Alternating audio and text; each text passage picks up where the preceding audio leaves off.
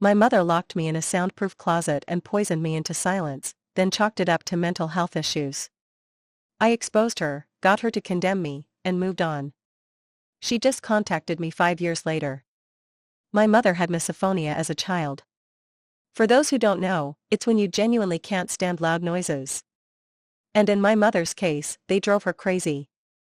My earliest memory is being 6 years old and my mother shoving a dirty tea towel into my mouth because, in her defense, I was crying my eyes out after a simple fall. If I ever snored too loudly, she would blast a really loud horn in my room until I woke up. This was meant to negatively reinforce my bad behavior, making it easier for me not to do it. So I have to thank her. And for my 9th birthday, she gave me a present. It was a homemade report card with completely blank lines. She called it the quiet points system. Suddenly, it all made sense, because for weeks before that moment, she'd been marking every piece of food in the kitchen with a sticky note with a number on it. Bread was worth 2 points, while all meat was at least 10 or higher. You earned points for being quiet, and the moments I struggled the most were worth more. For example, being quiet in the shower was only 3 points, while not snoring was 8. She could never take points away without a reason, but I had to spend them on food, which meant I always had to do something to earn them. And at the time, I was just a 9-year-old girl with big, bright brown eyes and a heart that loved her mommy. So I just shrugged and hugged her without saying a word, lest I trigger her misophonia. Plus, I was used to being quiet anyway, so I didn't think it would make a difference. The next morning, when I woke up, I followed my usual routine. Slowly pulling back the curtains, waiting until I got to the school bathrooms to change out of my pajamas, all the while keeping an overly grimacing face. All in the name of keeping the house quiet. And apparently, it made my mom very happy, because when I got home from school, she handed me the report card she'd given me for my birthday. In big bold letters, 30 points were written, followed by numerous smiley faces and hearts. And before I could say anything, she opened the refrigerator and showed me the choices I had to make for dinner. I could afford almost anything except my favorite ice cream. So I chose my favorite steak, and we enjoyed it together like any other healthy family. Just kidding, of course. She had made the steak extremely overcooked, so I couldn't swallow it without chewing very hard. And for someone with misophonia, the sounds from my mouth are deadly to my mother.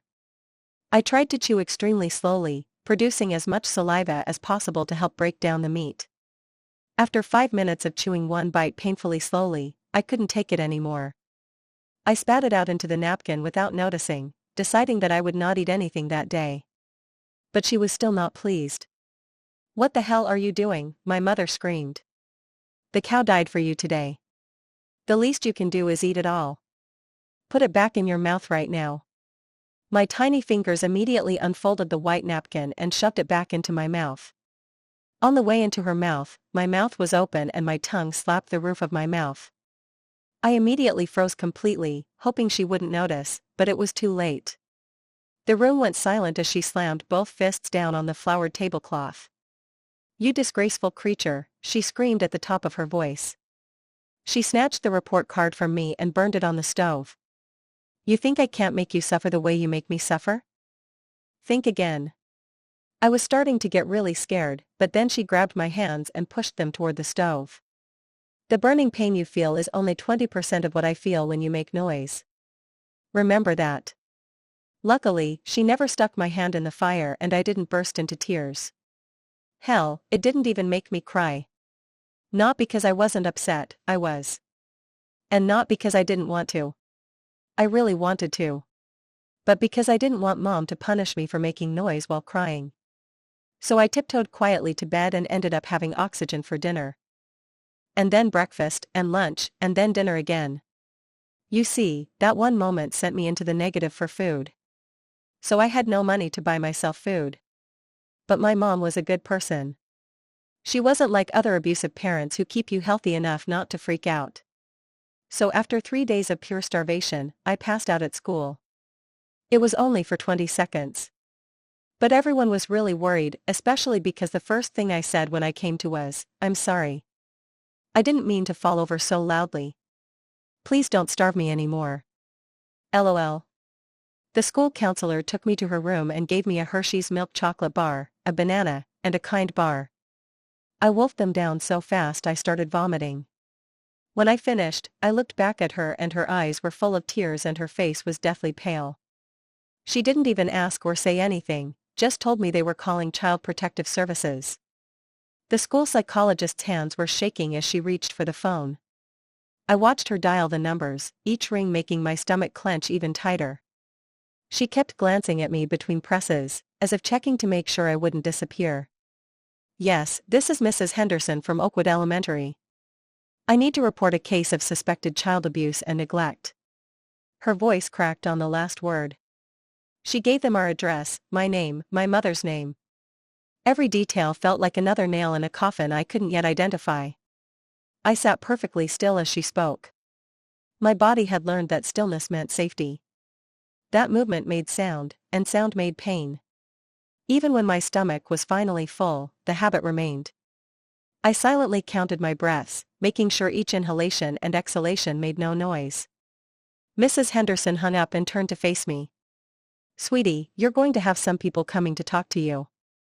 They just want to make sure you're safe." She pulled her chair closer, and the scraping sound made me flinch. "Can you tell me more about what's going on at home?" I opened my mouth, then closed it. The words seemed too loud before I even got them out. But Mrs. Henderson waited, her face patient and kind in a way that made my heart ache. "My mother has misophonia," I whispered, so quietly she had to lean in. "Sounds make her want to hurt herself, so I have to be quiet." "And food, tell me about that one thing you couldn't eat." I explained the points system. How I earned silence points for not making sounds, how each dish was worth points, how I went into the negative after making a sound with my mouth while eating. Mrs. Henderson's face paled with each detail. "She made me put the chewed meat from the napkin back in my mouth," I added. The memory turned my stomach. Then she held my hands near the stove. "She said the burning was only 20% of what she felt from sounds." Mrs. Henderson wrote everything down, her pen moving quickly across the paper. "How long has this been going on?"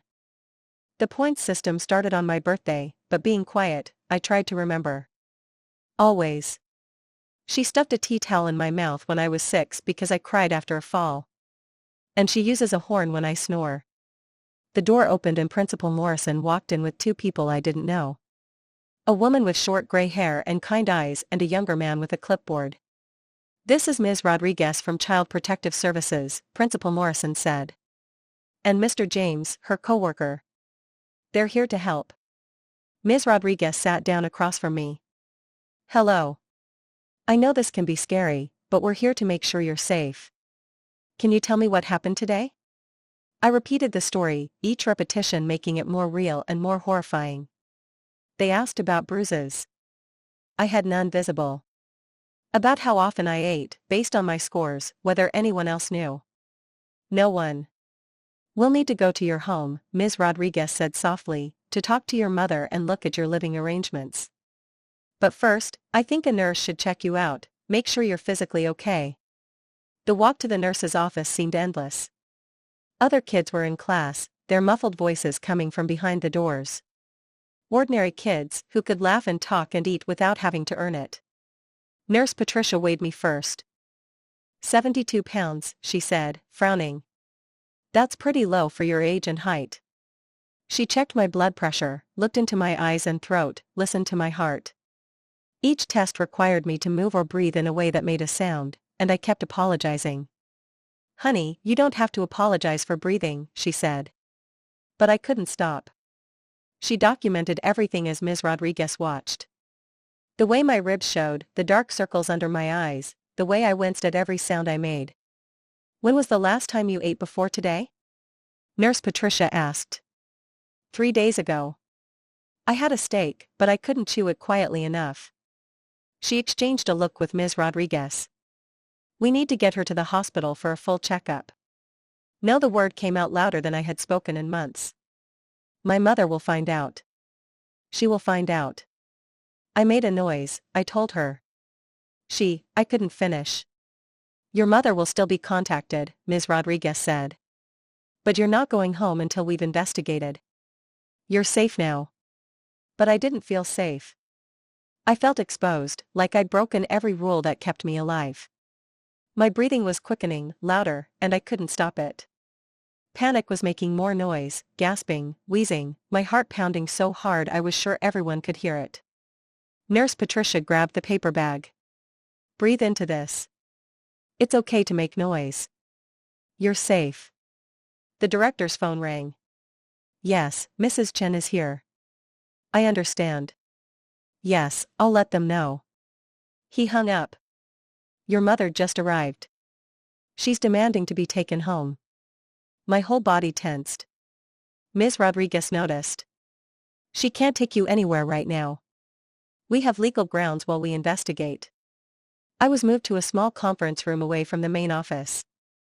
I could hear my mother's voice coming closer, using the fake kind tone she reserved for other adults. I'm sure this is all a misunderstanding. My daughter has such an active imagination. You know how children can be.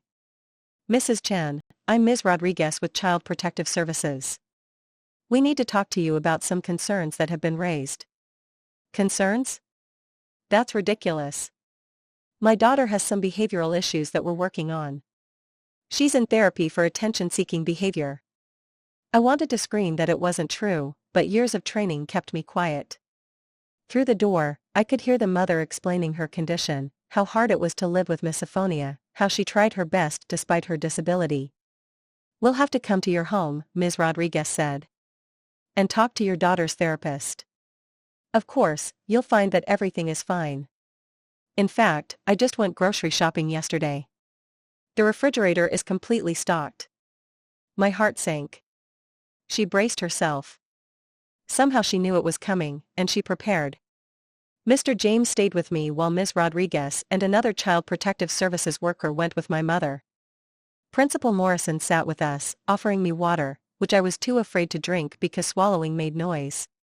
The therapist she mentioned, I whispered to Mr. James. I'd never been to therapy. He made a note. We'd check out whatever she told us. Hours passed. I dozed in my chair, exhausted from the stress and the first proper meal I'd had in days. When I woke up, Ms. Rodriguez was back, her face carefully impassive. We visited your home, she said. Your mother showed us your fully stocked kitchen, your clean bedroom. Everything looked normal. My chest tightened. The point system chart. We hadn't seen anything like it. Your mother said she used a standard behavior chart for housework. No, it was on the refrigerator with all the sticky notes about food. But even as I said it, I knew she'd cleaned it all up. We'll continue to investigate, Ms. Rodriguez assured me. But for now, since we can't find immediate evidence of physical abuse or neglect, you'll need to go home. However, we will be conducting follow-up visits and interviews. The room spun. They were sending me back. Principal Morrison protested. The baby had passed out from hunger. The nurse recorded her as severely underweight. Her mother showed us medical records that indicated an eating disorder. Said she had tried to help her daughter but that she refused to eat. That was not true. But my voice was so quiet from years of practice that it was barely audible. Ms. Rodriguez knelt next to me. I think something is wrong. But legally, without proof, I can't take you out of the house yet. Here's my card. Call me if anything happens. We'll be back tomorrow for a follow-up. The drive home with my mother was silent. Not the comfortable silence of two people at peace, but the terrifying silence before a storm. She didn't speak until we pulled into our driveway. You've made this so complicated, she said, her voice deathly calm. But don't worry, I have a solution. Inside, I saw what she meant. The kitchen looked normal, full of food, no point system, no sticky notes. But in my room was a pair of noise-canceling headphones and a white noise machine. Your new therapist recommended these, she said, even though I knew there was no therapist. You're going to wear them every time you're home, except at mealtimes. Prescribed for your sensory processing disorder. She placed them on my head and turned on the white noise.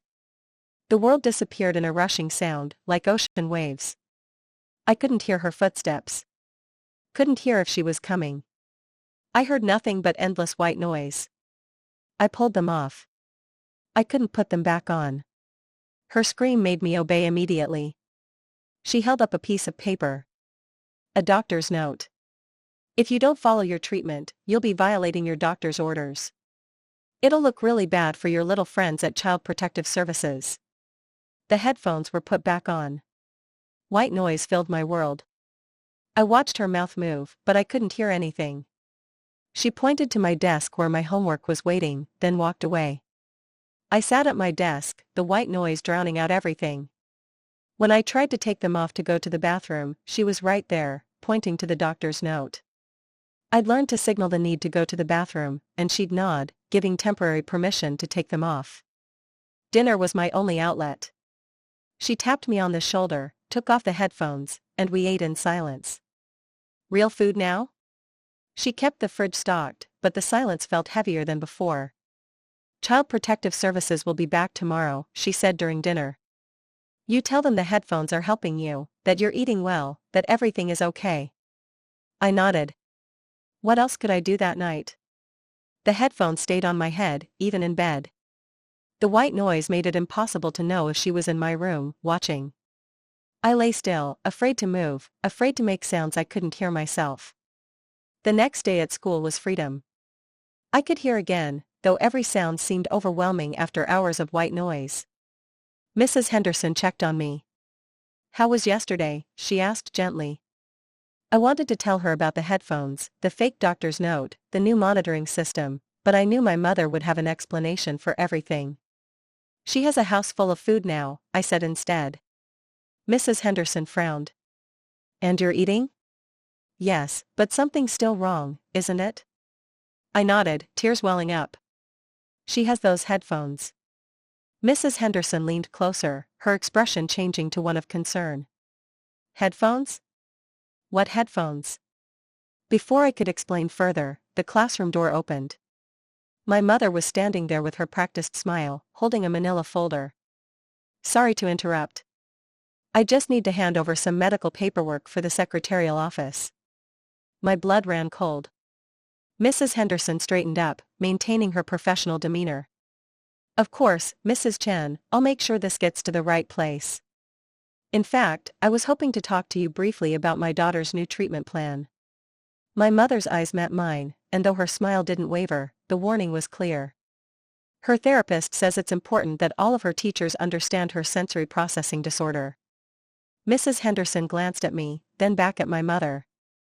I have a few minutes before my next class. They walked out into the hallway. Through the small window in the door, I watched my mother pass papers, gesturing as she spoke.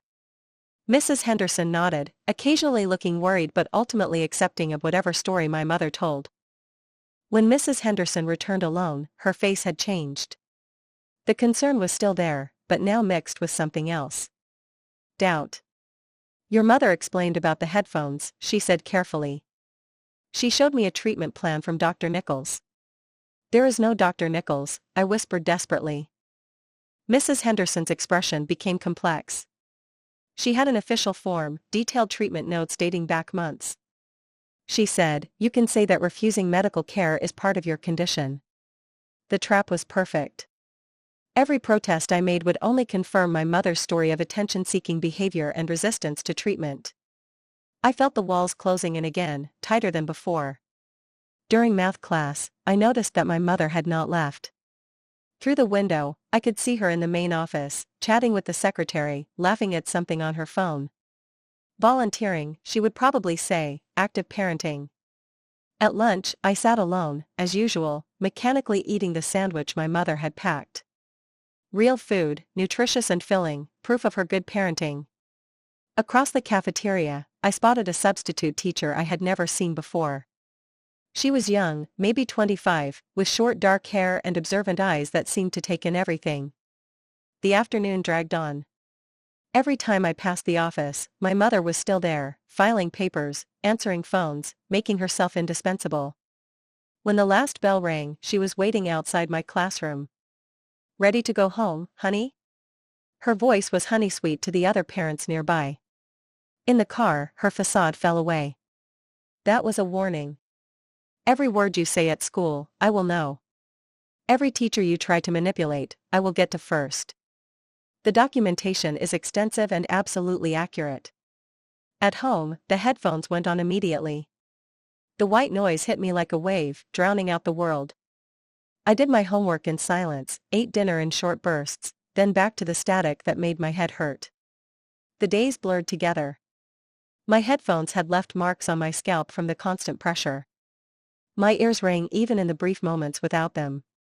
At school, I moved through classes like a ghost, too exhausted to focus, too scared to speak again. The substitute teacher showed up more often. Miss CB, I learned from eavesdropping on the other teachers.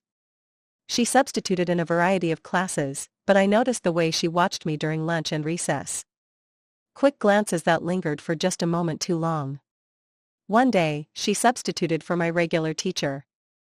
As she wrote math problems on the board, I found myself tapping my pencil on the table, at first unconsciously, then with more intention. Short taps and long taps, a pattern I had seen in an old movie my mother had let me watch before the point system began. Miss CB's hand paused in the middle of an equation. She turned slowly, her eyes finding mine. For a moment, we just looked at each other. Then she turned back to the board, but I could see her hand shaking slightly. After class, as the students filed out, she called out, "Could you stay a minute? I have a question about your homework." My mother was out of the office that day. She had a dentist appointment she couldn't reschedule. I walked carefully up to Ms. CB's desk. She pulled out a piece of paper and wrote, "Are you okay?" I stared at the words, then at her. She tapped the paper. One short, two long, one short, then pointed at me, raising her eyebrows. My hand shook as I picked up the pencil. Instead of writing, I tapped the paper. Three short, three long, three short. Her face went pale. She quickly wrote, "Who's hurting you?" I glanced at the door, then knocked again. Harder this time, slowly tapping out the letters, "Mom." Miss CB's jaw clenched. She wrote, "I'll help. Be careful. Behave." I nodded and hurried away, my heart pounding.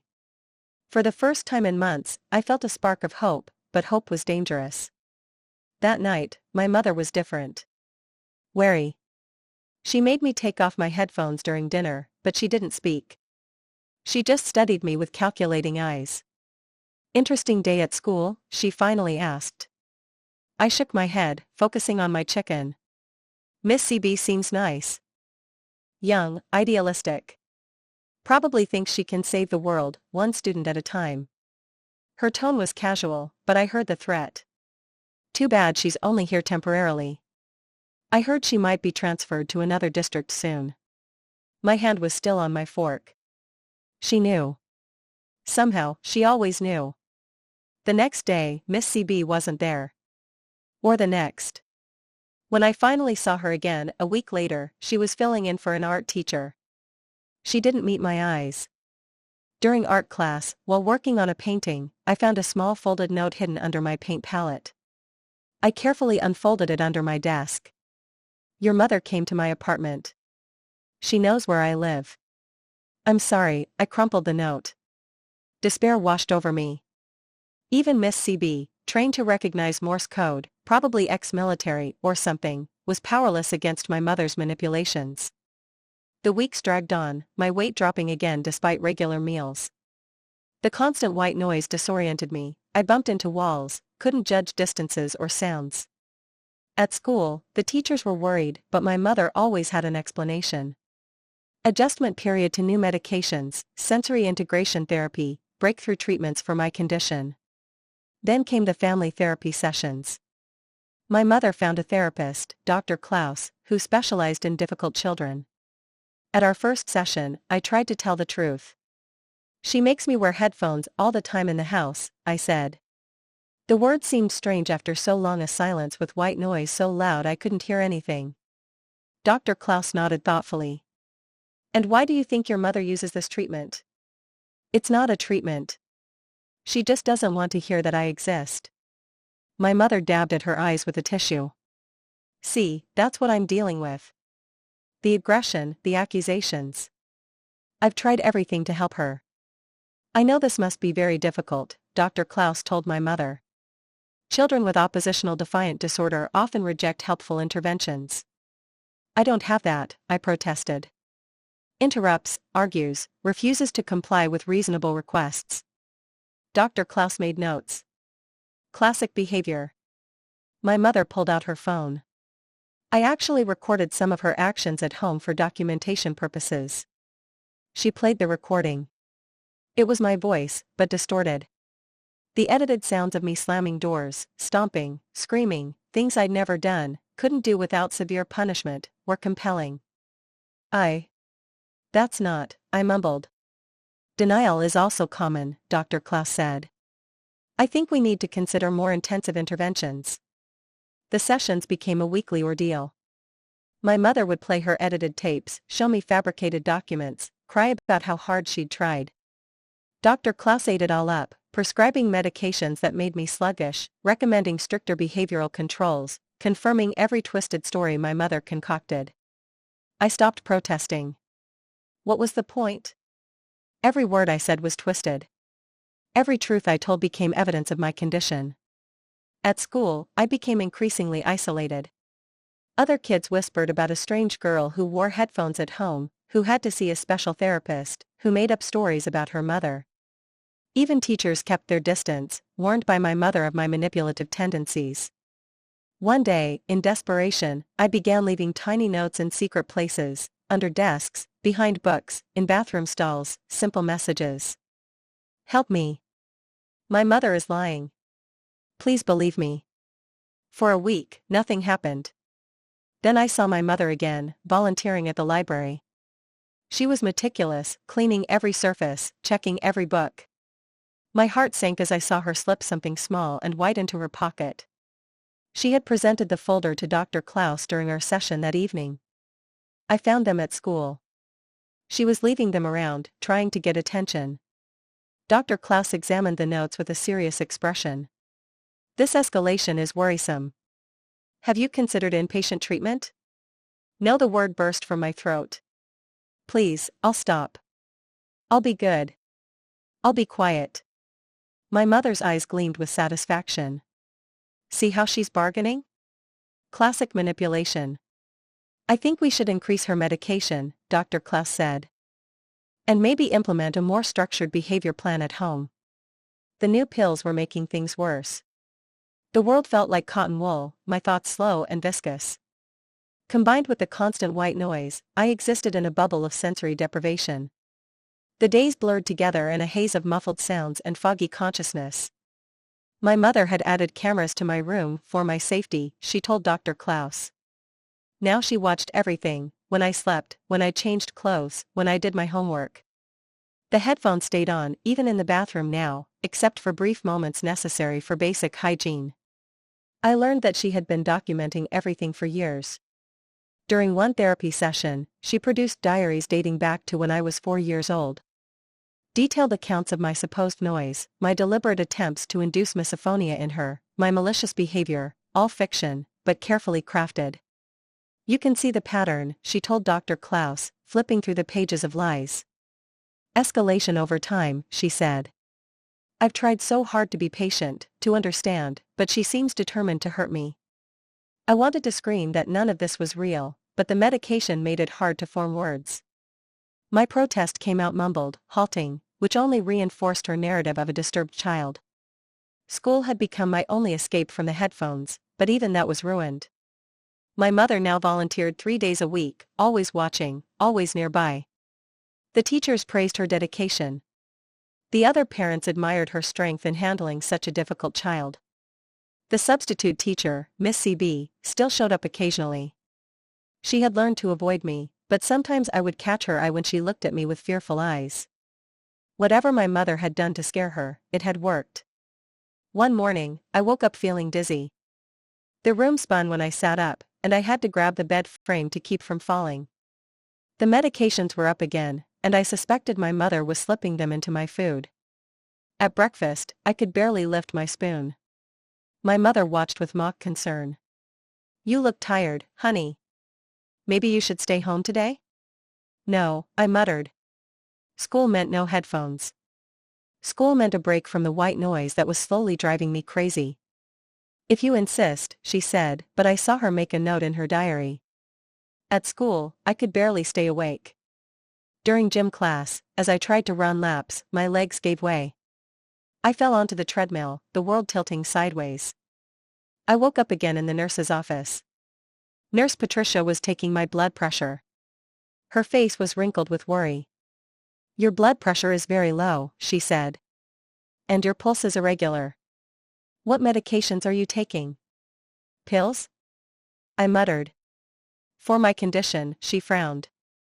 "I need to see the medication list. It could be a drug interaction." My mother arrived within minutes. As if she had been expecting the call. She handed Nurse Patricia a typed list, explaining each medication, the dosage, and the prescribing physician. "These doses seem very high for a child her age," Nurse Patricia said carefully. "Dr. Klaus is a specialist," my mother replied smoothly. "He knows what he's doing. You might want to call him." She pulled out Dr. Klaus's business card. Nurse Patricia called, and I listened to her side of the conversation, which became increasingly muted as Dr. Klaus no doubt explained my severe behavioral problems and the need for aggressive treatment. When she hung up, Nurse Patricia looked defeated. "He says the medications are appropriate for her condition, but I'm going to document this incident thoroughly." My mother's smile was razor sharp. "Of course, documentation is so important." My mother was silent as she drove me home, until we came to a red light. Then she turned to look at me. "You're getting sloppy," she said quietly. "Causing scenes, drawing attention. This has to stop." "The medicine makes me sick," I whispered. "The medicine keeps you under control," she corrected. "Would you prefer an alternative?" I didn't ask what the alternative was. I already knew. The soundproof closet she'd built in the basement, discovered during one of my foggy studies while she was at the store. A small, dark space with padded walls, a lock on the outside. That evening, she showed me a new journal entry she had been writing. "Daughter exhibited substance-seeking behavior today. Attempted to convince school nurse to change her medication. When confronted, became agitated and accusatory regarding escalating manipulative behavior."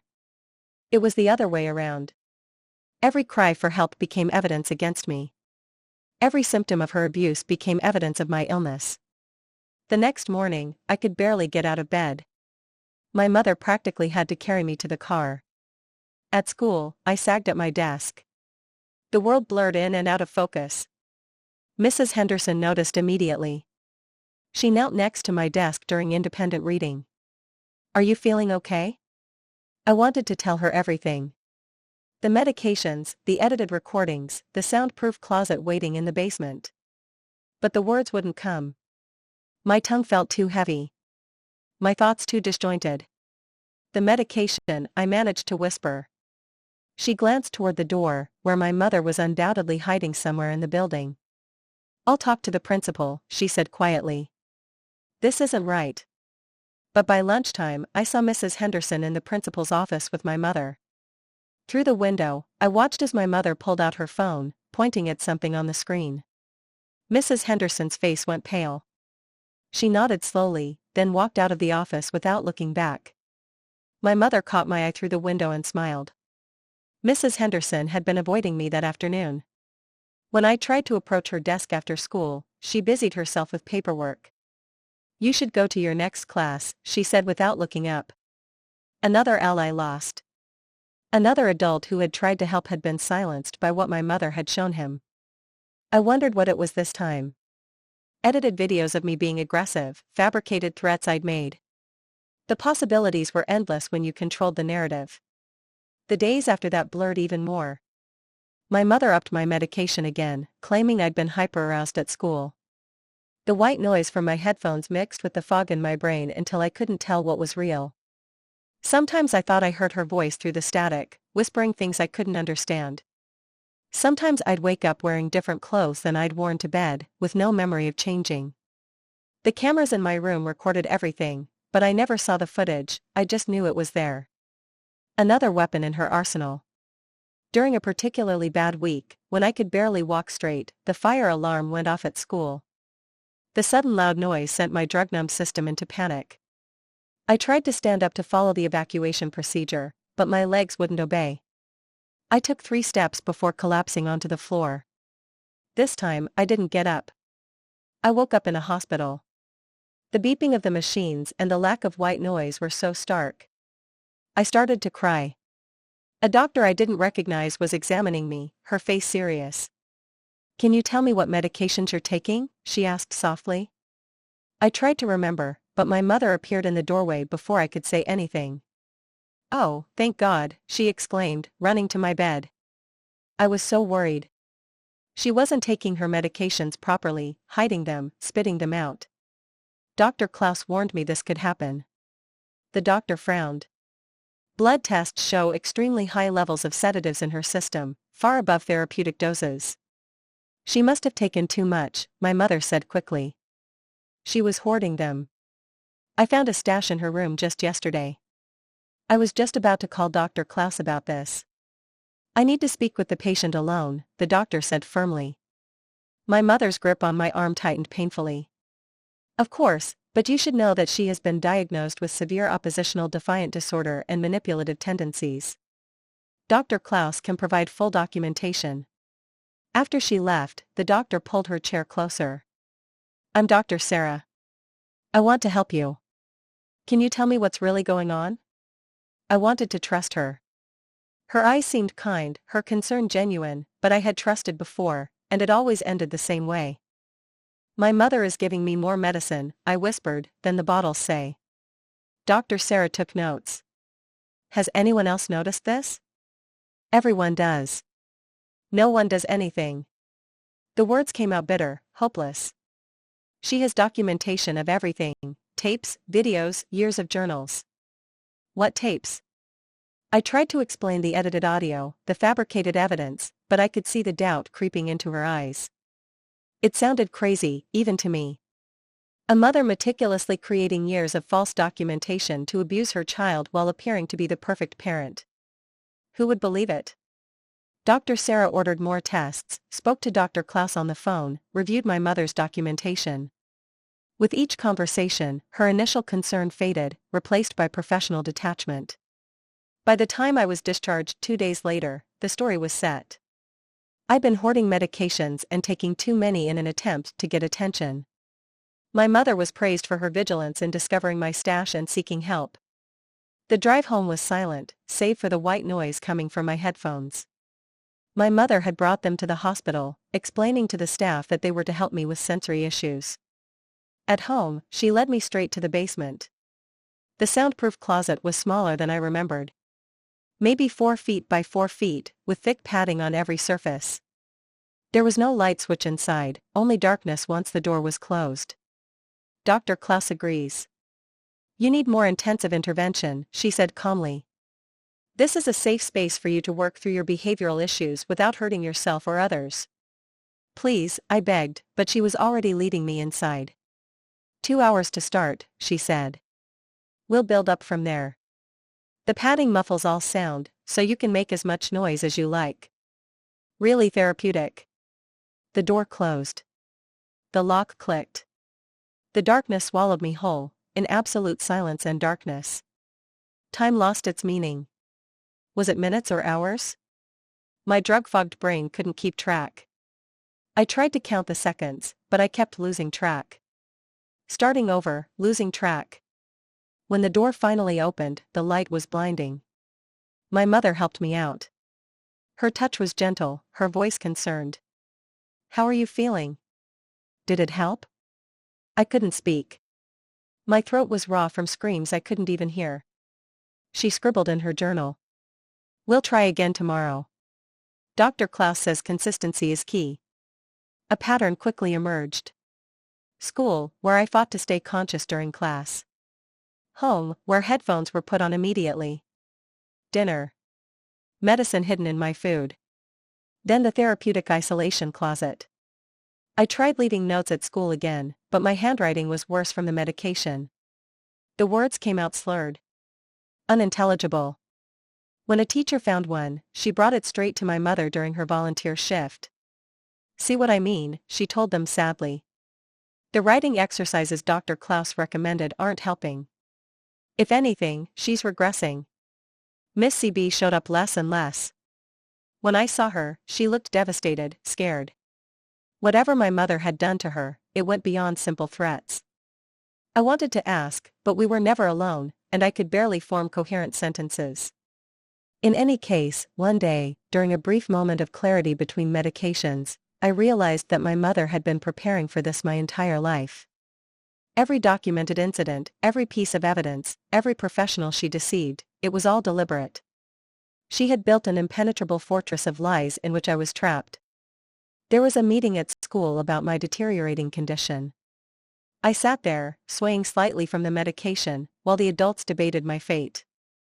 My mother presented her evidence, the diaries, the notes I'd left, the hoarding of medications, the incident at the hospital. "We're considering inpatient treatment," she told them, tears in her eyes. "Dr. Klaus knows of a great center that specializes in cases like hers." Principal Morrison looked concerned. "This seems like a significant escalation. Perhaps we should get a second opinion." My mother's face froze for a moment before the tears returned. "Of course, if you think it's best. Although I'm worried about the delay. She's getting worse every day." Mrs. Henderson spoke quietly. "I've noticed that she seems heavily medicated. Perhaps that's contributing too." "Are you a medical professional?" My mother interrupted. "Because Dr. Klaus is, as is Dr. Sarah at the hospital, as is her pediatrician, who signs all of her prescriptions. I do everything I can to help my daughter. And frankly, these accusations are insulting." The meeting ended with apologies to my mother and promises of support. Another victory for her, another defeat for me. That night, the time in the closet increased to 4 hours. In the darkness, I felt my sanity slipping away. The combination of sensory deprivation, drugs, and isolation was destroying me just as she'd planned. When I emerged, I could barely stand. She had to help me up the stairs, her grip firm but no longer gentle. "You're almost ready," she whispered. "Almost ready for the next step." I didn't ask what the next step was. In my drug-fogged mind, I already knew she was going to make me disappear, just like the child she'd had before me. The one who'd gone to live with relatives, the one no one could contact. The thought should have terrified me. Instead, I felt only jaded acceptance. She'd won. She was always going to win. But then, during a study session in the school library, something unexpected happened. I was slouched at my desk, pretending to read, fighting the urge to close my eyes. When someone sat down across from me, it was MCB. She looked different, thinner, with dark circles under her eyes like mine. She didn't say a word, just slid a book across the desk. Inside the cover was a single line, written in pencil. "She did it to another kid." I found proof. My heart, sluggish from the medication, tried to beat faster. I looked at her, hope and fear warring in my chest. She looked around, then wrote more. "The school psychologist is putting together a case. Real proof. Hang in there." Before I could respond, she was gone, leaving the book behind. I tucked it into my backpack, the first spark of hope I'd felt in months. My mother seemed agitated that evening, checking her phone repeatedly, pacing the kitchen as I ate dinner in silence. "There's been a change in staff at your school," she finally said. "You have nothing to worry about," but I could see the calculation in her eyes, the gears turning as she adjusted her plans. Something had changed, and she knew it. The medicine tasted different that night, stronger. I fought to stay awake, knowing that falling asleep might mean I'd never wake up, or wake up somewhere far away where no one would ever find me. As darkness fell despite my efforts, I heard her on the phone with Dr. Klaus. "Yes, I think it's time. The specialized facility you mentioned. How soon can they see her?" The last thing I remembered was her figure standing in my doorway, silhouetted against the hallway light. "Soon, honey," she said softly. "This will all be over very soon." I woke to my mother shaking me roughly. The room was still dark, but I could make out her silhouette against the hallway light. My head felt like it was stuffed with wet cotton wool from whatever she'd slipped into my dinner. "Get up. We're leaving." Her voice was clipped.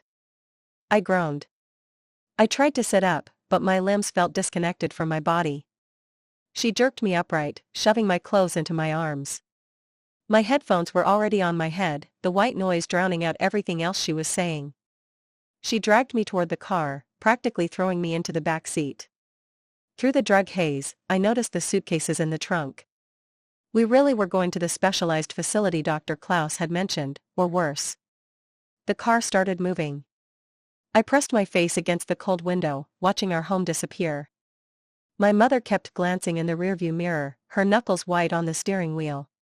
At a red light, she turned to look at me. Her lips were moving, but I couldn't hear anything over the white noise.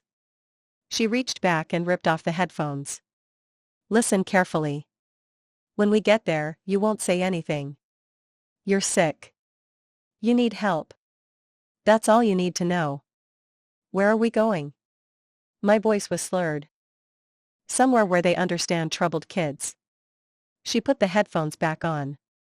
The drive seemed endless. I dozed fitfully, waking up every time we stopped. Gas stations, rest areas, everything blurred together. My mother never let me out of the car, just gave me water and crackers that tasted like chalk. Dawn was breaking when we finally stopped. Through bleary eyes, I saw a large building surrounded by high walls. It looked more like a prison than a treatment center. My mother pulled me out of the car, her grip bruising my arm. A woman in scrubs was waiting at the entrance. Mrs. Chen, we've been expecting you. Dr. Klaus called ahead. They talked over my head as I swayed unsteadily. Papers were signed. Money changed hands. The woman in the scrubs took my other hand. We'll take good care of her, she assured my mother. My mother knelt in front of me, her face a mask of false concern. Be good. Do as you're told. It's for your own good. Then she walked away. Got into her car and drove away without looking back. The woman in the scrubs led me inside. The doors closed behind us with a heavy click. She removed my headphones, and the sudden absence of white noise made me feel dizzy. Welcome to Peaceful Meadows. I'm Nurse Ratchet. Let's get you settled. She led me down sterile hallways that smelled of disinfectant and despair. Other children passed us, all with the same blank expressions, the same shuffling gait. This was not a treatment center. It was a warehouse for unwanted children. My room was small, white, empty except for a cot bolted to the floor. No windows, a camera in the corner, its red light blinking steadily. Medication times are 8:00, noon, 4 and 8, Nurse Ratchet had said. Meals are in the dining room. No talking during quiet hours. Break the rules and you will spend time in the reflection room. She left, locking the door behind her. I collapsed onto the thin mattress, finally allowing myself to process what had happened. My mother had won. She had successfully hidden me, as she had the other child Miss CB had mentioned. But Miss CB had found evidence. Mrs. Henderson was putting together a case. They knew something was wrong. They had to look for me. The days passed in a drug-induced haze. The pills were different here, but they still dulled the senses. I dragged my feet to meals, sat in group therapy where we weren't allowed to really talk. Stared at the white walls during thinking time. I tried to keep track of time, but the days blurred together.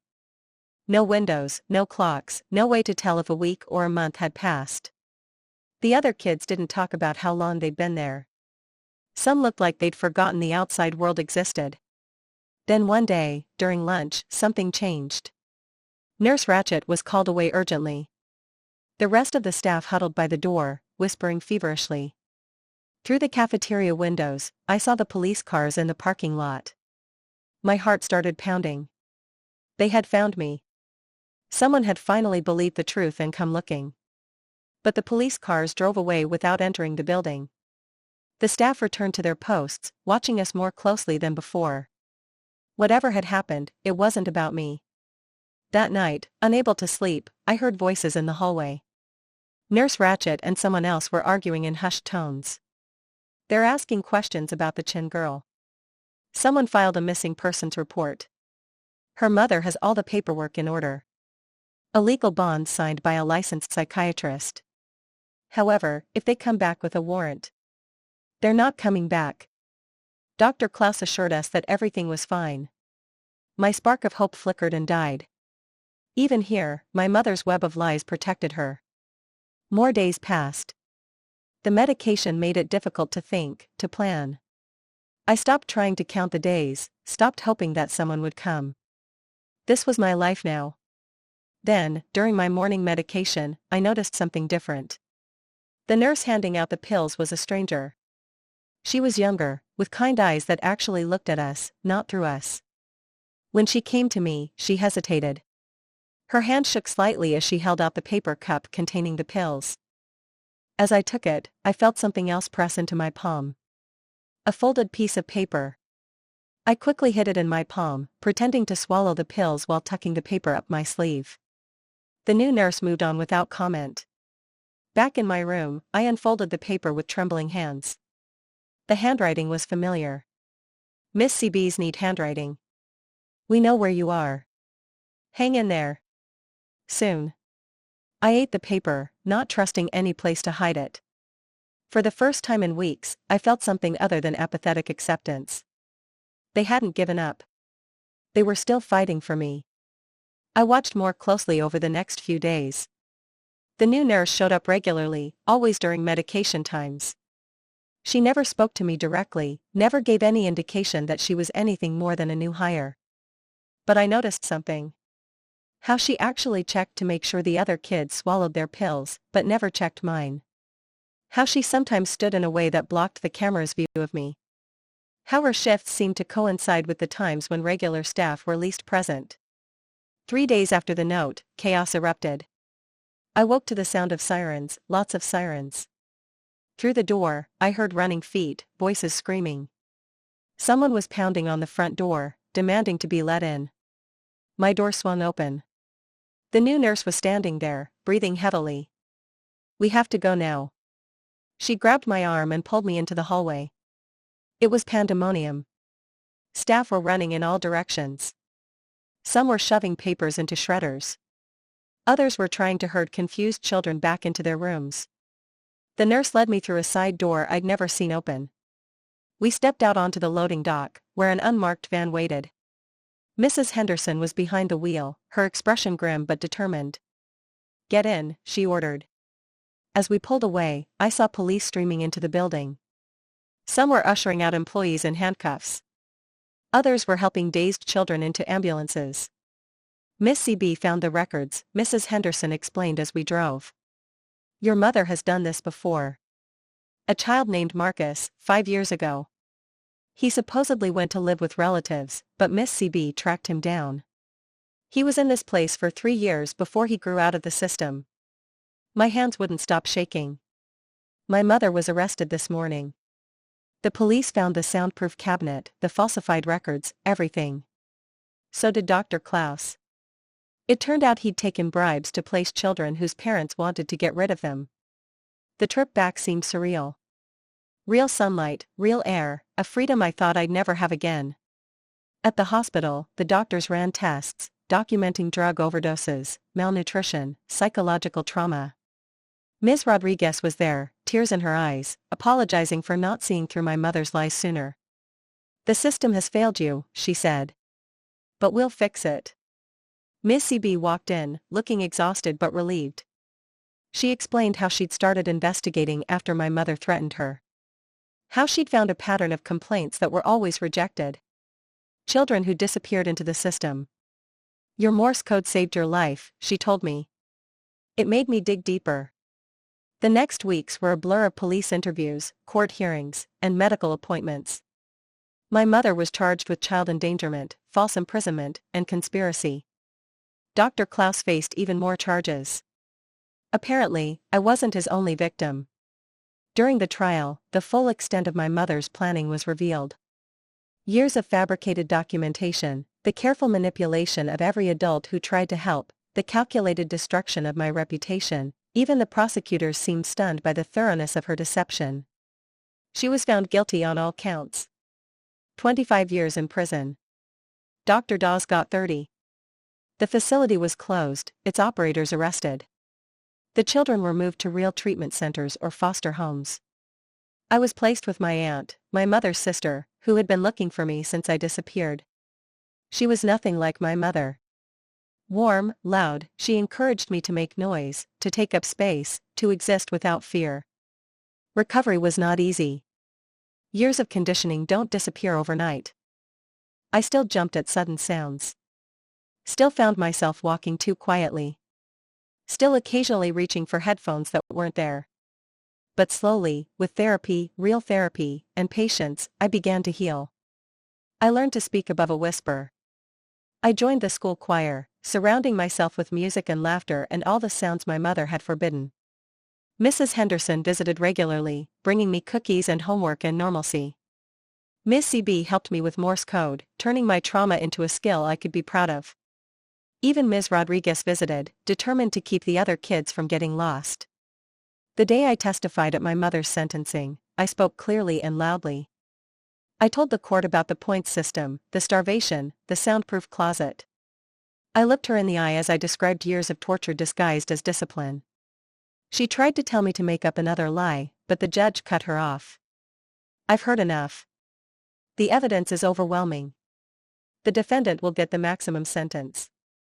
As she was led away, she turned to look at me one last time. I didn't flinch. I didn't go silent. I stood tall and watched her disappear into the system she'd tried to trap me in. That night, my aunt cooked my favorite dinner. Steak medium rare, tender enough to chew without effort. We ate together, talking and laughing, filling the house with all the sounds of real family. I started sophomore year at a new school where no one knew my story. I made friends who didn't understand why I found joy in simple things like humming in the hallway or tapping my pencil during tests. The nightmares faded, the flinching stopped. I learned to trust adults again, to ask for help without fear of punishment, to exist loudly and proudly in a world that no longer demanded my silence. On the anniversary of my rescue, I received a letter from Marcus, the boy who came before me. He thanked me for being brave enough to call for help, for breaking the cycle. He was now in college, studying social work, determined to help kids like us. I wrote back, telling him about my new life, how I had joined the drama club, the debate team, anything that required me to use my voice, how I thought I would become a teacher myself, someone who would notice when kids were getting too quiet. My aunt filed the court papers declaring my mother's parental rights terminated, not out of spite but as proof that justice was possible, that the truth could overcome even the most complex lies. I kept the Morse code book Miss CB had given me, but now I used it for fun. Teaching my friends secret codes, tapping out jokes during boring gatherings. What had once been a desperate cry for help had become just another way to communicate.